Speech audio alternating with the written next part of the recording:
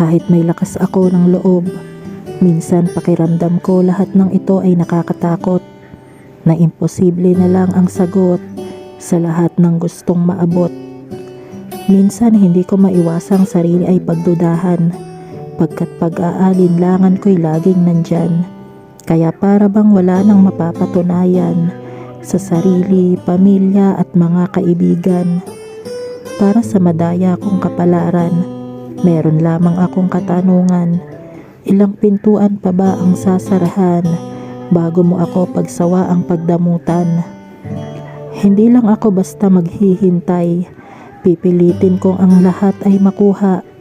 Dahil dito sa aking paglalakbay, ang bawat hakbang ay mahalaga. Sa dala kong baong pag-asa, hindi naman mahirap umasa. Ngunit ngayoy puno ng pangamba kung ito na nga ba o hindi pa. Sa mga nag-aabang na mga mata na may mga bibig na mapanghusga, anumang sabihin nila ay balewala na dahil hindi nila ako masisira. Wala sa akin makakaawat, lakas ko'y mananatiling matatag dahil di nila hawak ang hinaharap, kaya mas kaya kong abutin ang lahat. Madami bang pwedeng mangyari, naniniwala akong walang imposible.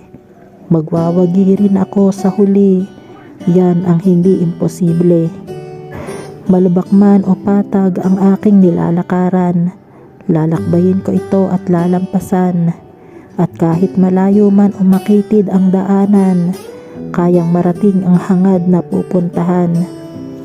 Alam kong walang madaling paraan, kaya kahit mahirap man ang labang tatahakin, kayang abutin ang mga pangarap dahil nagtiyaga ako at nagsumikap. Kahit may mga panghihinayang man kung minsan, tulad ko sana'y wag ka nang panghihinaan, pagkat ang mga hindi mo noon ay papunta sa mga oo mo ngayon.